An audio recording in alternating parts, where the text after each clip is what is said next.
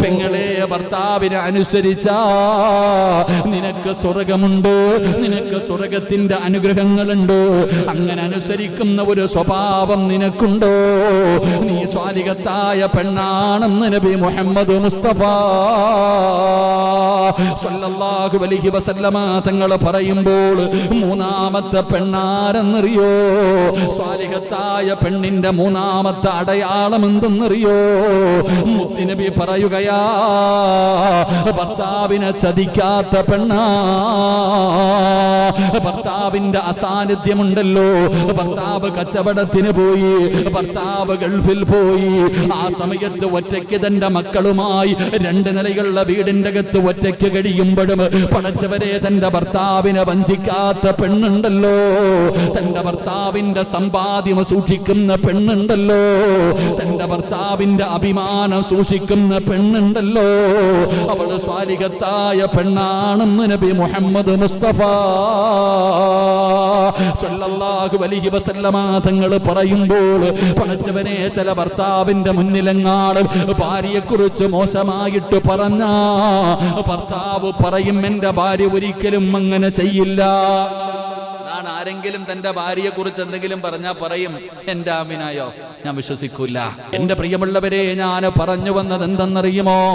അള്ളാഹുവിന്റെ പ്രവാചകൻ പറയുകയാണ്, നാളെ പടച്ചുറപ്പിന്റെ പരലോകത്തേക്ക് കടന്നു ചെല്ലുമ്പോൾ അവന്റെ ജീവിതത്തിൽ ചെയ്ത സൽക്കർമ്മങ്ങൾ മുഴുവനും അവന്റെ കുടുംബം അങ്ങ് തിന്നുകയാണ്, അവന്റെ ഭാര്യ സന്താനങ്ങൾ തിന്നുകയാണ്, അവന്റെ കൂടപ്പിറപ്പുകൾ തിന്നുകയാണ്. അള്ളാഹുവിന്റെ സ്വർഗത്തിലേക്ക് കടന്നു പോകുന്നതിന് അവന്റെ കുടുംബത്തിലെ 5 പെണ്ണുങ്ങളെ തടയുമെന്ന് മുത്തുനബി അവിടുന്ന് പഠിപ്പിച്ചു തരുമ്പോൾ എന്റെ പ്രിയമുള്ളവരെ, അള്ളാഹുവിന്റെ പ്രവാചകൻ സ്വല്ലല്ലാഹു അലൈഹി വസല്ലമ തങ്ങൾ പറയുകയാ, ഞാനും നിങ്ങളും വിവാഹം കഴിച്ച് വീട്ടിൽ കൊണ്ടുവന്ന് നിർത്തിയിട്ട് ചെലവിന് കൊടുക്കുന്ന നമ്മുടെ ഭാര്യയുണ്ടല്ലോ, കിടപ്പറയിലെ നമ്മുടെ കൂടെ കിടക്കുന്ന ഭാര്യയുണ്ടല്ലോ, അള്ളാഹുവേ, ആ ഭാര്യ ഒരു സാലിഹത്തായ പെണ്ണാണോ എന്ന് നിനക്ക് തിരിച്ചറിയണോ?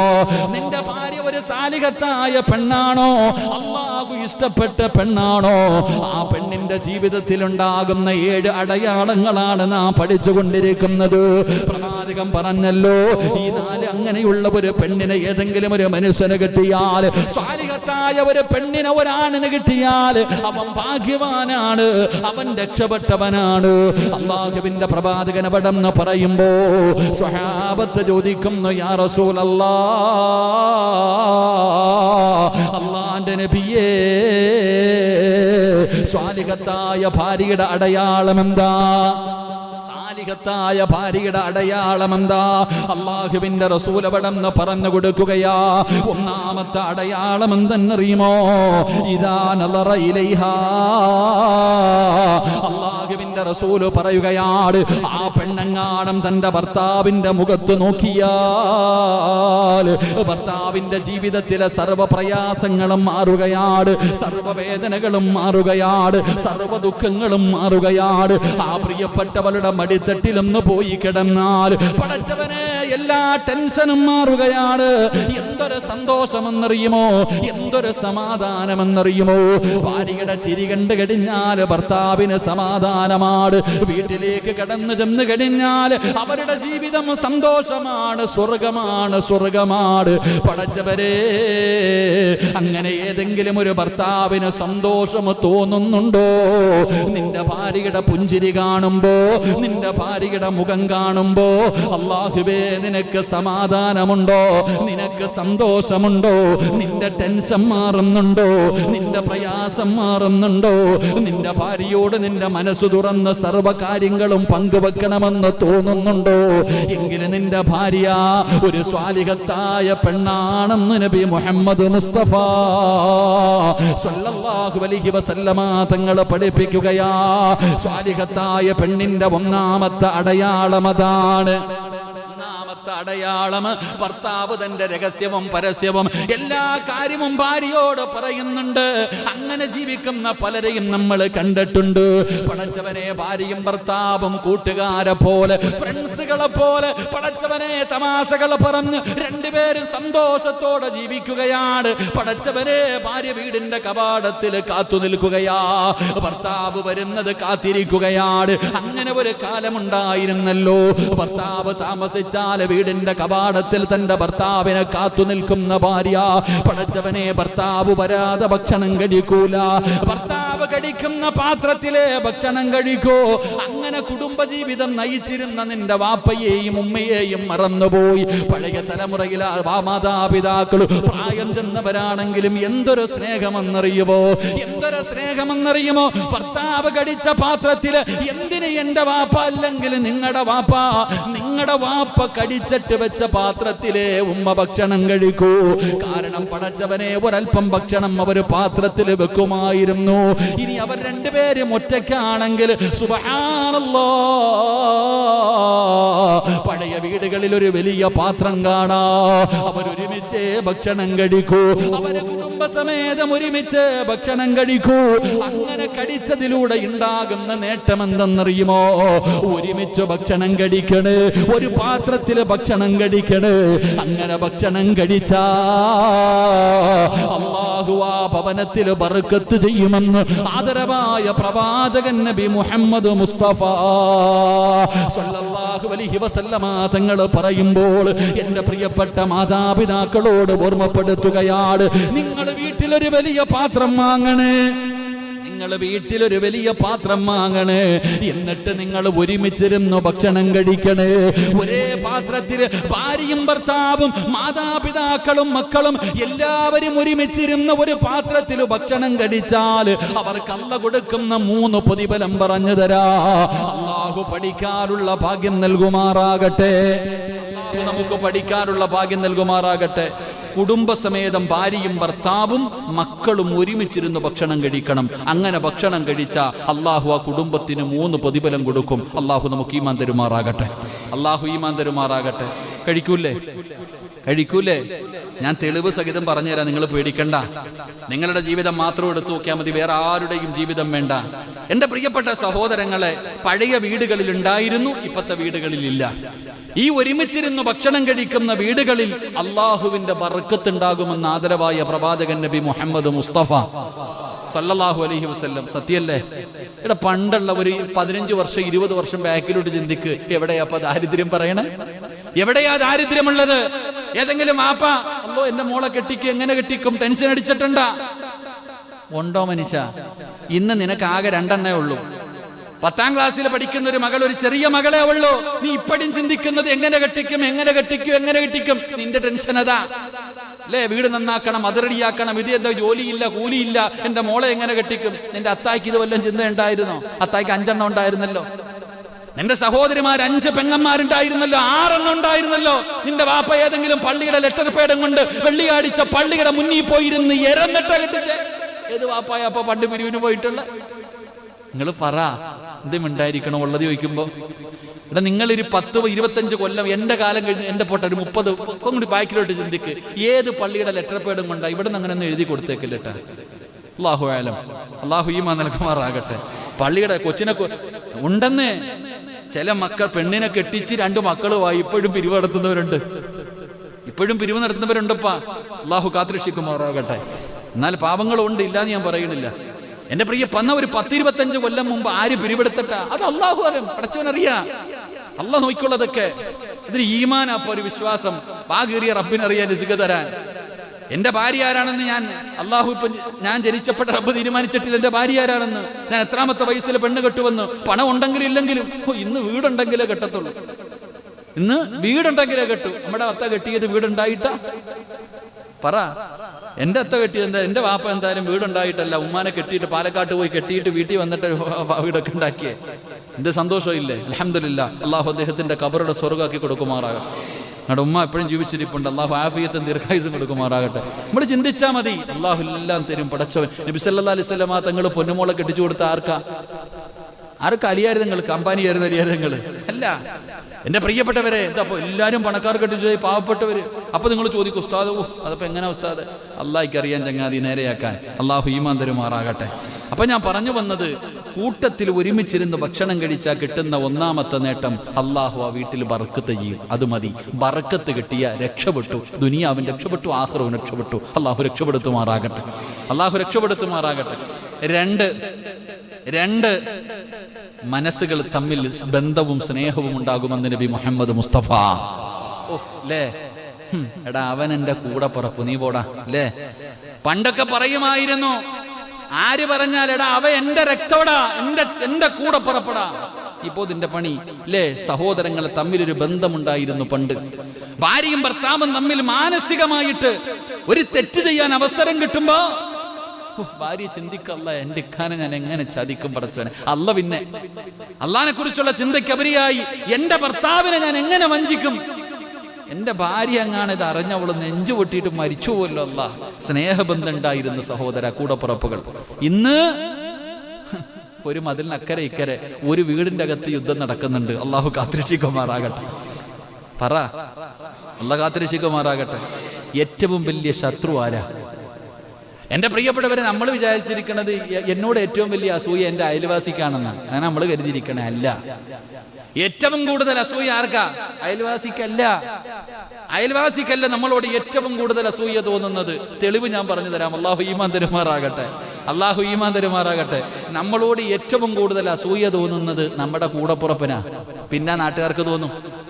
നമ്മുടെ കൂടപ്പിറപ്പുകൾക്ക് ആ പരിശുദ്ധമായ ഖുർആൻ എടുത്തു നോക്ക്. സൂറത്ത് യൂസുഫ് നബി അലിഹിസ്സലാമിന്റെ ചരിത്രം അള്ളാഹു പറയുന്നുണ്ട്. യൂസുഫ് നബി അലിഹിസ്സലാം വാപ്പാടെ അടുക്ക പോയിട്ട് പറഞ്ഞു, വാപ്പാ ഞാനൊരു സ്വപ്നം കണ്ടു കേട്ടാ, എനിക്കിങ്ങനെ സുജൂദ് ചെയ്യുന്നതായിട്ട് ഞാനൊരു സ്വപ്നം കണ്ടു. യാക്കൂബ് നബി അലിഹിസ്സലാം മോനോട് പറഞ്ഞു കൊടുത്തു, മോനെ നീ ആരോടും പറയണ്ട, കാക്കാമാരോടൊന്നും പോയി പറയണ്ടട്ടാ, നിന്റെ സഹോദരങ്ങളോടൊന്നും പോയി നീ പറഞ്ഞു കൊടുക്കണ്ട. യൂസുഫ് നബി അലിഹിസ്സലാം കുട്ടിയാ പോയി പറഞ്ഞു കൊടുത്തു. അവസാനം ഉണ്ടായത് എന്തേ? പൊട്ടക്കണത്തിലിട്ടിട്ട് കൊല്ലാൻ നോക്കിയത് ആ കൂടപ്പുറപ്പുകളായിരുന്നു. അള്ളാഹു കാത്തിരക്ഷിക്കുമാറാകട്ടെ. എൻ്റെ പ്രിയപ്പെട്ടവർ, അതുകൊണ്ട് ഏറ്റവും കൂടുതലല്ലേ അവന് മാത്രം എങ്ങനായി, ഞാൻ ഇങ്ങനായി, ഓന് അറബി എത്തിങ്കാനയിലാക്കിയതാ, അവൻ കൈയിട്ട് വാരിയതാ. എന്തിനപ്പ? അള്ളാഹു നമുക്ക് നൽകിയിട്ടുണ്ട്. അൽഹംദുലില്ലാ, സന്തോഷം. എന്നെക്കാളും വലിയ വീട് അവന്, അവനെക്കാളും വലിയ വീട്. എത്രയൊക്കെ ആണെങ്കിലും എത്ര വലിയ വീട് വെച്ചാലും കുടുംബ വീട്ടിൽ കിടന്നാൽ കിട്ടുന്നൊരു സുഖം വേറെ എങ്ങും കിട്ടൂല. അള്ളാഹു ഈമാൻ തരുമാറാകട്ടെ. ഉള്ള കാര്യമല്ലേ? അതാണ്, കുടുംബ വീട്ടിൽ പോയി ഒന്ന് കിടന്നാൽ മതി. എന്ത് ബർക്കത്തെന്നറിയോ? ആ ബർക്കത്ത് ഉണ്ടാകാനുള്ള കാരണം എന്താ? നിന്റെ അത്തായ അമ്മയോടുള്ളത് കൊണ്ടാ. ആ പ്രായമുള്ളവർ ആ വീട്ടിൽ ഉള്ളത് കൊണ്ടാണ് ആ വീട്ടിൽ ബർക്കത്തുള്ളത്. അള്ളാഹു നമുക്ക് ഈമാൻ നൽകുമാറാകട്ടെ. അപ്പൊ ഒരു പാത്രത്തിൽ ഭക്ഷണം കഴിച്ചാൽ ഉണ്ടാകുന്ന നേട്ടം എന്തുണ്ടാകും? സ്നേഹബന്ധം ഉണ്ടാകും. കൂടപ്പുറപ്പുകൾ തമ്മിൽ, ഭാര്യയും ഭർത്താവും തമ്മിലൊരു ബന്ധം. ഇന്ന് അള്ളാഹുവേ പടച്ചവനെ, ഇന്ന് ഭർത്താവ് തന്നെ പാത്രത്തിൽ ഭാര്യ കൈവെക്കോ? നിങ്ങൾ ഇന്നൊന്ന് പോയി നോക്കണം. ഇന്ന് ക്ലാസ് കഴിഞ്ഞിട്ട് എൻ്റെ വയല് കേൾക്കണ, ഓരോ ലൈവ് കേൾക്കണ ഓരോ ഭർത്താവും ഓരോ ഉമ്മയും നിങ്ങളും ചിന്തിക്കാം. ഇന്നത്തെ ദിവസം നിങ്ങൾ രാത്രി ഭക്ഷണം കഴിക്കുമ്പോൾ നീ കഴിച്ച പാത്രത്തിൽ ഒത്തിരി ചോറ് വെച്ചിട്ട് ആമിനാക്കി കൊടുത്തു നോക്ക്. ആമിനെ പതുക്കെ എടുത്തുകൊണ്ട് പോയി തട്ടാൻ. എന്തിന്? നമ്മുടെ ഉമ്മ, അള്ളാഹു നമ്മുടെ ഉമ്മയ്ക്ക് മരണപ്പെട്ടവരുടെ കബറിടം വിശാലമാക്കി കൊടുക്കുമാറാകട്ടെ.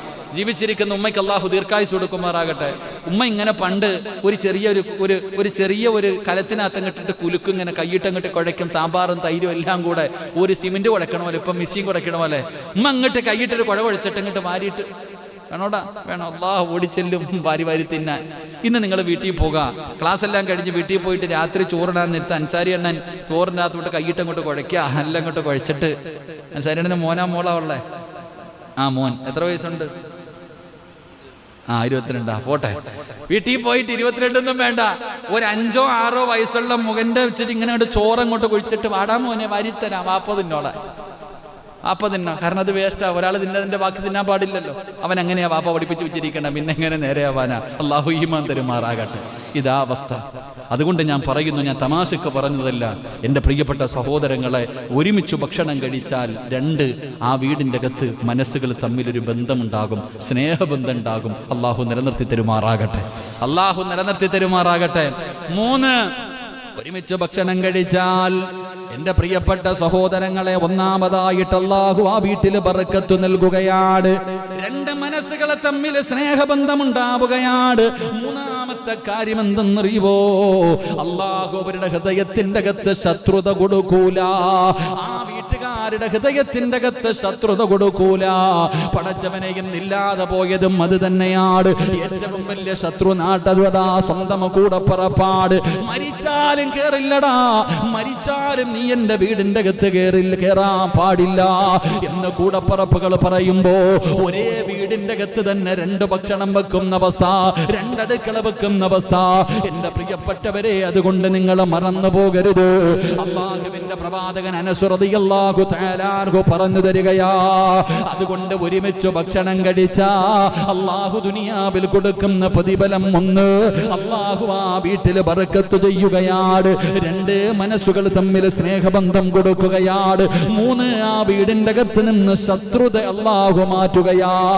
4, ഇബ്ലീസ് അവരുടെ മുന്നിൽ പരാജയപ്പെട്ടു പോവുകയാണ്.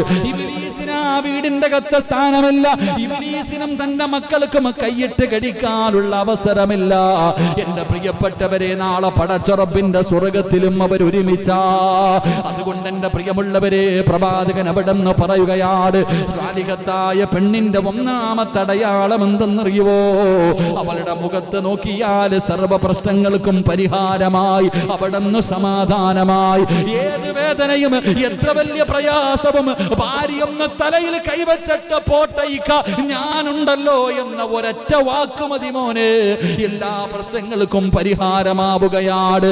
2, സ്വാലിഹത്തായ പെണ്ണിന്റെ 2ാമത്തെ അടയാളം എന്താ? റസൂലുള്ളാഹി പറയുകയാണ്, വഇദാ അമറഹാ, ഭർത്താവ് ഏതെങ്കിലും ഒരു കാര്യം തന്റെ ഭാര്യയോട് കൽപ്പിച്ചാൽ, പോകണ്ടെന്ന് പറഞ്ഞാൽ പോകണ്ട, വേണ്ടെന്ന് പറഞ്ഞാൽ വേണ്ട, മതിയെന്ന് പറഞ്ഞാൽ മതി. തന്റെ ഭർത്താവ് ഒരു നല്ല കാര്യം കൽപ്പിച്ചു കഴിഞ്ഞാൽ, പടച്ചവനെ എന്റെ ഭർത്താവാണല്ലോ, എന്റെ ഭർത്താവിന്റെ പൊരുത്തമില്ലെങ്കിൽ എനിക്ക് അല്ലാഹുവിന്റെ സ്വർഗമില്ലല്ലോ. അല്ലാഹുവിന്റെ പ്രവാചകൻ പറഞ്ഞത്, ലോകത്ത് അല്ലാഹുവിന്റെ മുന്നിലല്ലാതെ മറ്റാരെങ്കിലും മുന്നിൽ സുജൂദ് ചെയ്യാറ് അല്ലാഹു കൽപ്പിക്കുമായിരുന്നെങ്കിൽ ഒരു പെണ്ണ് തന്റെ ഭർത്താവിന്റെ മുന്നിൽ സുജൂദ് ചെയ്യാൻ കൽപ്പിക്കുമായിരുന്നു എന്ന് അല്ലാഹുവിന്റെ പ്രവാചകൻ പോലും ഓർമ്മപ്പെടുത്തിയെങ്കിൽ, തന്റെ ഭർത്താവിന്റെ കൽപ്പന അനുസരിക്കുന്ന ഭാര്യ എവിടെ പോയാലും ഭർത്താവിന്റെ അനുവാദമില്ലാതെ പോകില്ല. വീടിന് പുറത്തിറങ്ങണോ, തന്റെ ഭർത്താവിന്റെ പൊരുത്തം അത് 15 വയസ്സുള്ള 20 വയസ്സുള്ള ഭാര്യയാണെങ്കിലും 55 വയസ്സുള്ള ഭാര്യയാണെങ്കിലും അല്ലാഹുവേ, ഭർത്താവിന്റെ പൊരുത്തമില്ലാതെ വീടിന്റെ വെളിയിലിറങ്ങില്ല, ഭർത്താവിന്റെ അനുവാദമില്ലാതെ പുറത്തിറങ്ങൂല, ഭർത്താവിന്റെ മുന്നിൽ കയർത്തു സംസാരിക്കില്ല, ഭർത്താവിനോട് ദേഷ്യപ്പെടില്ല. പടച്ചവനെ, ഭർത്താവിനെ അനുസരിക്കുന്ന പെണ്ണ്, അങ്ങനെ ഒരു ഗുണം നിന്റെ ഭാര്യക്കുണ്ടോ? അവൾ സ്വാലിഹത്തായ പെണ്ണാണെന്ന് നബി മുഹമ്മദ് മുസ്തഫ. എന്റെ പ്രിയപ്പെട്ട പെങ്ങള്, അല്ലാഹുവിന്റെ പ്രവാചകന്റെ ഖദീജയെ കുറിച്ച് പഠിക്കണം പെണ്ണ്. അല്ലാഹുവിന്റെ പ്രവാചകന്റെ പ്രിയപ്പെട്ട ഭാര്യയായ ഖദീജ ബീവി റളിയല്ലാഹു തആല അൻഹാ സ്വർഗ്ഗത്തിൽ ഒരു മുത്തിന്റെ കൊട്ടാരമാ. ഒരാള് പോലും അടുത്തേക്ക് പോകാൻ കഴിയാത്ത, ഒരു ശല്യവും ചെയ്യാത്ത മനോഹരമായ ഒരു കൊട്ടാരം അല്ലാഹുവേ ഖദീജയ്ക്കുണ്ട്. എന്തിനാ അല്ലാഹ് ഇത് കൊടുക്കുന്നതെന്നറിയുമോ? 25 കൊല്ലം അല്ലാഹുവിന്റെ പ്രവാചകന്റെ കൂടെ ജീവിച്ചിട്ട്, 25 വർഷക്കാലം അല്ലാഹുവിന്റെ റസൂലിന്റെ കൂടെ ജീവിച്ചു. ഒരിക്കൽ പോലും ശബ്ദമുയർത്തി സംസാരിച്ചിട്ടില്ല. ഭർത്താവിനെക്കാളും 15 വയസ്സ് കൂടുതലാ. ഭർത്താവിനെക്കാളും 15 വയസ്സ് കൂടുതലുള്ള ഖദീജ 25 കൊല്ലം ഒരിക്കൽ പോലും അല്ലാഹുവിന്റെ റസൂൽ എന്ന ഭർത്താവിന്റെ മുന്നിൽ പടച്ചവരെ ശബ്ദമുയർത്തി സംസാരിച്ചിട്ടില്ല. അല്ലാഹുവേ, അപ്പൊ പെണ്ണുങ്ങൾ പറയും പ്രവാചകനായത് കൊണ്ടല്ലേ? അല്ല പെങ്ങള്, 25ാമത്തെ വയസ്സിലാണ് അല്ലാഹുവിന്റെ പ്രവാചകന് ഖദീജയെ വിവാഹം കഴിച്ചത്. പ്രവാചകന് നുബൂവത്ത് കിട്ടിയത് എപ്പോഴെന്നറിയുമോ? 40ാമത്തെ വയസ്സിലാ. 40ാമത്തെ വയസ്സിലാ മുത്തുനബിക്ക് നുബൂവത്ത് കിട്ടിയത്. അപ്പൊ പ്രവാചകനായിരുന്നില്ല.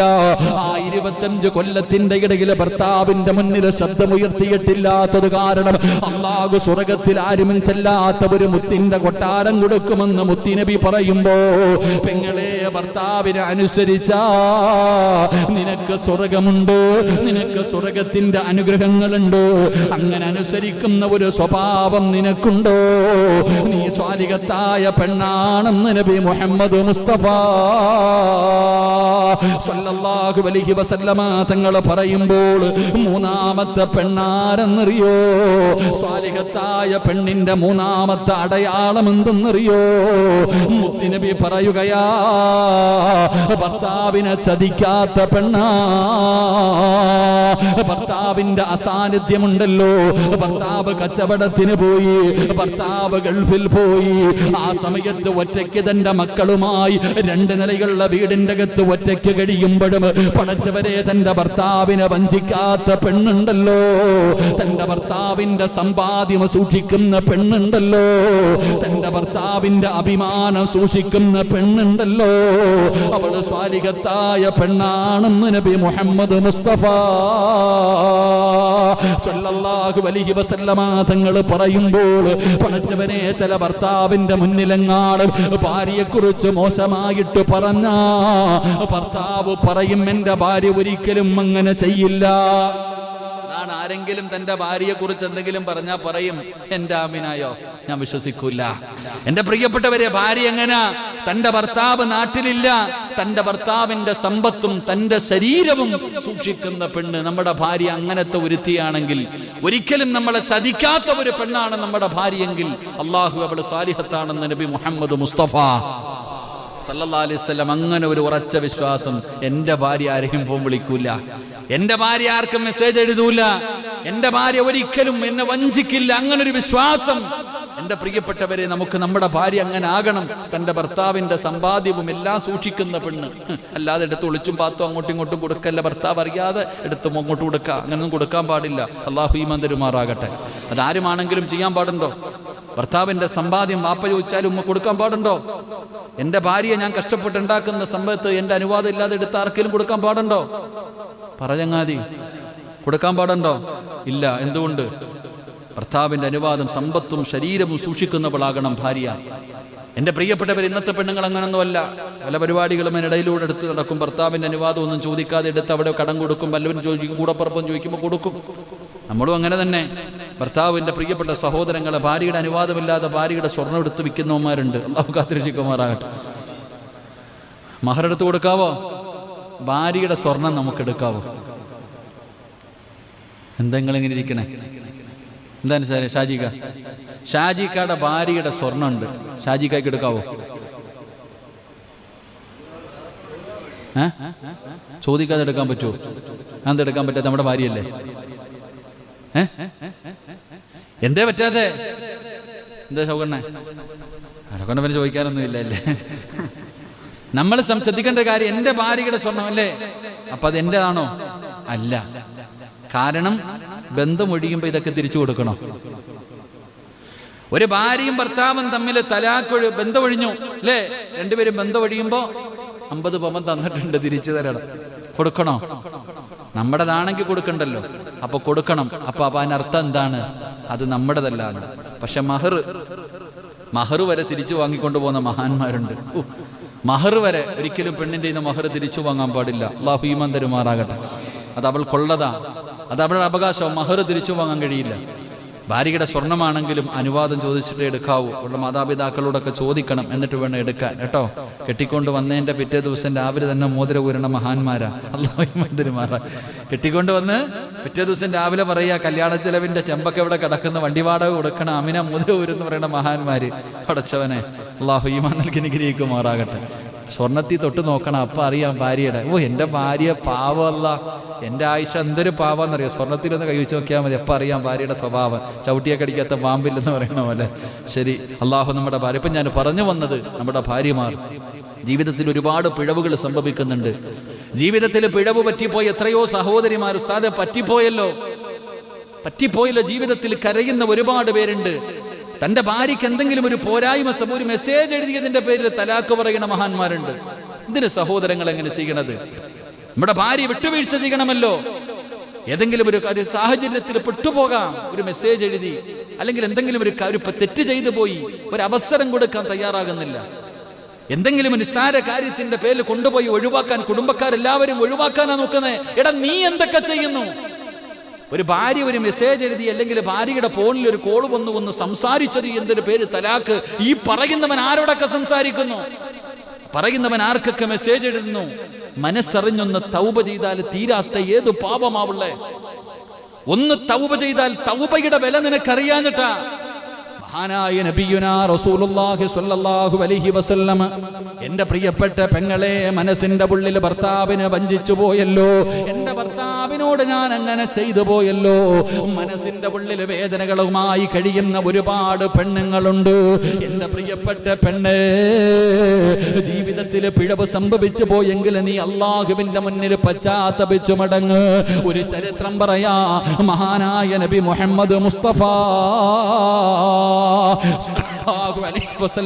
തങ്ങള് അല്ലാഹുവിന്റെ പ്രവാചകന്റെ മുന്നിൽ ഒരു പെണ്ണ് വന്ന് കരഞ്ഞുകൊണ്ട് പറയുകയാണ്, യാ റസൂലല്ലാഹ്, അല്ലാഹുവിന്റെ നബിയേ, ഞാൻ വ്യഭിചരിച്ചു നബിയേ, ഞാൻ പാപം ചെയ്തു നബിയേ, ഞാൻ തെറ്റുകാരനായി പോയി നബിയേ. അല്ലാഹുവിന്റെ പ്രവാചകന്റെ മുന്നിൽ വന്ന് തെറ്റ് ചെയ്തു പോയെന്നൊരു പെണ്ണ് പറയുമ്പോ, വ്യഭിചരിച്ചു പോയെന്ന് പ്രവാചകന്റെ മുന്നിൽ വന്ന് കരഞ്ഞുകൊണ്ട് പറയുമ്പോ, അല്ലാഹുവേ, അവസാനം അവിടുന്ന് ഇസ്ലാമിൽ വ്യഭിചരിച്ച പെണ്ണിനെ എന്തു ചെയ്യണമെന്നാ ശിക്ഷ? എറിഞ്ഞു കൊല്ലണമെന്നാണല്ലോ. വ്യഭിചരിച്ചവനെ എറിഞ്ഞു കൊല്ലണമെന്നാണ് ഇസ്ലാമിന്റെ നിയമം. ആ പെണ്ണ് മുത്തുനബിയുടെ മുന്നിൽ വന്നു. അവിടുന്ന് പടച്ചവനെ എല്ലാം തുറന്നു പറയുകയാണ്. പടച്ചവനെ അവിടുന്ന് എറിഞ്ഞു കൊല്ലുകയാണ്. അവസാനം മയ്യത്ത് കബറടക്കാ സമയമായപ്പോ മയ്യത്ത് വേണ്ടി അവിടുന്ന് മരിച്ചുപോയ എറിഞ്ഞു കൊന്ന പെണ്ണുണ്ടല്ലോ, ആ പെണ്ണിന്റെ ജനാസ പൊതിഞ്ഞിട്ട് മയ്യത്ത് നമസ്കാരത്തിനെടുത്തു വെക്കുമ്പോ അല്ലാഹുവിന്റെ പ്രവാചകന് മയ്യത്ത് നമസ്കരിക്കാൻ വേണ്ടി എഴുന്നേൽക്കുകയാണ്. ആ വ്യഭിചരിച്ച പെണ്ണ്, എറിഞ്ഞു കൊന്ന പെണ്ണ്, ആ പെണ്ണിന്റെ മയ്യത്ത് കൊണ്ടുവന്ന് വെച്ചപ്പോ റസൂലുള്ളാഹി തങ്ങൾ നമസ്കരിക്കാൻ വേണ്ടി എഴുന്നേൽക്കുമ്പോ മഹാനായ സയ്യിദുനാ ഉമർ ഇബ്നുൽ ഖത്താബ് റളിയല്ലാഹു തആല അൻഹു, ഉമർ ഇബ്നുൽ ഖത്താബ് റളിയല്ലാഹു തആല അൻഹു പടച്ചവനെ മുത്തുനബിയുടെ ചുമലിലേക്ക് കൈവെക്കുകയാണ്. അല്ലാഹുവിന്റെ റസൂലിനോട് ചോദിക്കുന്നു, യാ റസൂലല്ലാഹ്, ഈ പെണ്ണിന്റെ മയ്യത്ത് അങ്ങ് നമസ്കരിക്കാൻ പോകുകയാണോ നബിയേ?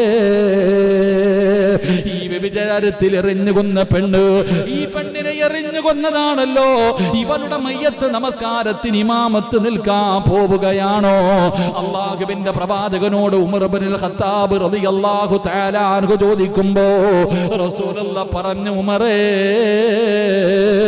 ഈ പെണ്ണാരെന്നറിയുവോ? ഈ പെണ്ണിന്റെ തൗബ എന്തെന്നറിയുവോ? റസൂലുള്ളാഹി പറയുകയാ, ഈ നാട്ടിലെ സർവ്വ ആൾക്കാർക്കും ഈ പെണ്ണിന്റെ തൗബയെങ്ങാണം വിഹിതം വെച്ച് കൊടുത്താൽ അല്ലാഹുവേ, സർവരുടെയും പാപം അല്ലാഹു പുറത്തു കൊടുക്കും. അങ്ങനെ ഒരു തൗബയായിരുന്നു, അങ്ങനെ ഒരു തൗബയായിരുന്നു പടച്ചവരെ, അങ്ങനായിരുന്നു മുത്തുനബിയുടെ മുന്നിൽ അല്ലാഹുവിന്റെ പ്രവാചകൻ. അങ്ങനാണല്ലോ ചില പേരുടെ തൗബ എങ്ങനാണ്? എത്ര പറഞ്ഞാലും അവരുടെ തൗബ ആത്മാർത്ഥമാണ്. നമ്മളെ പോലെ ചെയ്യില്ലെന്ന് പറഞ്ഞിട്ട് ചെയ്യുന്ന തൗബയല്ല. അല്ലാഹുവിന്റെ റസൂലിന്റെ മുന്നിൽ ഒരു പെണ്ണ് വന്നിട്ട് പറയുന്നു, യാ റസൂലല്ലാഹ്, എന്റെ വയറ്റിൽ കിടക്കുന്ന കുഞ്ഞ് വ്യഭിചാരത്തിലൂടെ ഉണ്ടായതാണ്, വ്യഭിചാരത്തിലൂടെ ഉണ്ടായ കുഞ്ഞാണ് നബിയേ, ഞാൻ വ്യഭിചരിച്ചു നബിയേ. അല്ലാഹുവിന്റെ റസൂൽ ആ പെണ്ണിനോട് പറഞ്ഞു, നീ ഗർഭിണിയല്ലേ, നീ പ്രസവിച്ചിട്ട് വരാൻ. ആ പെണ്ണ് പോയി പടച്ചവരെ 9.5 മാസം കഴിഞ്ഞു, അവിടുന്ന് പ്രസവിച്ചു. ചോര കുഞ്ഞിനെയും കൊണ്ട് ഇലാ ഹദ്റത്തി റസൂലില്ലാഹ്, മുത്തുനബിയുടെ ചാരത്ത് വന്നു, നബിയെ, ഞാൻ പ്രസവിച്ചു, ഇനി എന്നെ എറിഞ്ഞു കൊല്ല് നബിയെ. അല്ലാഹുവിന്റെ റസൂല് പറഞ്ഞു, പെണ്ണേ, നീ പോയാ പാല് കൊടുക്കാൻ ആരുമില്ലല്ലോ, അതുകൊണ്ട് ഈ കുഞ്ഞിന് നീ പാല് കൊടുക്ക്. പെണ്ണ് ഗർഭിണിയാ. പ്രവാചകൻ സല്ലല്ലാഹു അലൈഹി വസല്ലമ തങ്ങളുടെ ചാരത്ത് വന്നിട്ട് പറഞ്ഞു, നബിയെ, ഞാൻ വ്യഭിചരിച്ചു നബിയെ, എന്റെ വയറ്റിൽ കിടക്കണ കുഞ്ഞ് വ്യഭിചാരത്തിലൂടെ ഉണ്ടായതാ, എനിക്ക് ശിക്ഷത. പ്രവാചകൻ പറഞ്ഞു, നീ പോ, പ്രസവിച്ചിട്ട് വാ, മനസ്സ് മാറിയാലോ. എറിഞ്ഞു കൊല്ലാനല്ല നോക്കിയത്. ആ പെണ്ണ് തിരിച്ചു വരില്ല എന്ന് കരുതിയിട്ട് പ്രവാചകൻ പറഞ്ഞു, നീ പോ, 9.5 മാസം കഴിഞ്ഞു പ്രസവം കഴിഞ്ഞിട്ട് ചോര കുഞ്ഞിനെയും കൊണ്ടുവന്ന് മുത്തുനബിയുടെ മുന്നിൽ വെച്ചിട്ട് പറയാ, പ്രസവിച്ച് നബി എനിക്കുള്ള ശിക്ഷത. റസൂലുള്ളാഹി പറഞ്ഞു, നീ പോയി പാല് കൊടുക്കു കുഞ്ഞിന്. അങ്ങനെയെങ്കിലും കുഞ്ഞിന്റെ മുഖം കാണുമ്പോഴെങ്കിലും മനസ്സ് മാറുമെന്ന് വിചാരിച്ചിട്ടാ പറഞ്ഞിട്ടെ. ആ പെണ്ണ് പോയിട്ട് തൻ്റെ കുഞ്ഞു പാല് കുടിക്കും. അവസാനം ഭക്ഷണം കഴിക്കാൻ സമയമായപ്പോ പാലുകുടിയൊക്കെ കഴിഞ്ഞ് വർഷങ്ങൾ കഴിഞ്ഞ് തൻ്റെ കുഞ്ഞു ഭക്ഷണം കഴിക്കാൻ മുത്തുനബിയുടെ മുന്നിൽ കൊണ്ടുവന്നിട്ട് കാണിച്ചു കൊടുത്തു, നബിയെ എൻ്റെ മോൻ പാലല്ലാത്ത ഭക്ഷണം കഴിക്കാൻ തുടങ്ങി, എനിക്ക് ശിക്ഷതാ നബിയെ. സല്ലല്ലാഹു അലൈഹി വസല്ലം മുത്തുനബിയുടെ മുന്നിൽ റസൂലുള്ളാഹി തങ്ങൾ അവിടെ നിന്ന് ചോദിച്ചപ്പം പറഞ്ഞ എന്തെന്നറിയോ? നബിയെ, ഒരു തെറ്റിന്റെ പേരിൽ അള്ളാഹു 2 പ്രാവശ്യം ഒരു മനുഷ്യനെ ശിക്ഷിക്കില്ല. ഒരു തെറ്റ് ചെയ്തതിന്റെ പേരിൽ 2 പ്രാവശ്യം അല്ല ഒരാളെ ശിക്ഷിക്കോ? ഇല്ല, അല്ല നീതിമാനാ. അപ്പൊ ഇവിടെ വെച്ച് ഇതാണെങ്കിൽ എറിഞ്ഞങ്ങ് മരിക്കുന്നതോടുകൂടി എൻ്റെ കാര്യം തീർന്നു. പക്ഷെ അള്ളാടെ മുന്നിൽ പോകുമ്പോൾ എനിക്ക് രക്ഷപ്പെടാമല്ലോ. പക്ഷേ അവിടെ പോയാൽ എന്നെ കൊണ്ട് താങ്ങാൻ പറ്റില്ല നബിയെ. എൻ്റെ പ്രിയപ്പെട്ട സഹോദരങ്ങളെ, ആ പെണ്ണിൻ്റെ മയ്യത്ത് നമസ്കരിക്കാൻ പോകുമ്പോഴാ ഉമർ തങ്ങൾ തടഞ്ഞിട്ട് ചോദിക്കാൻ, നബിയെ വ്യഭിചരിച്ച് എറിഞ്ഞു കൊന്ന പെണ്ണിൻ്റെ മയ്യത്താണോ നിസ്കരിക്കണേ? അവിടെ നിന്ന് പറഞ്ഞു കൊടുത്തു, ഈ പെണ്ണിൻ്റെ തൗബയെടുത്തിട്ട് വിഹിതം വെച്ചു കൊടുത്താൽ ഈ നാട്ടിലെ എല്ലാ മനുഷ്യരുടെയും പാവം അള്ളാഹ് പുറത്തു കൊടുക്കും. അത്രയും വലിയ തൗബയാ. അള്ളാഹു നമുക്ക് ഈമാൻ നൽകുമാറാകട്ടെ.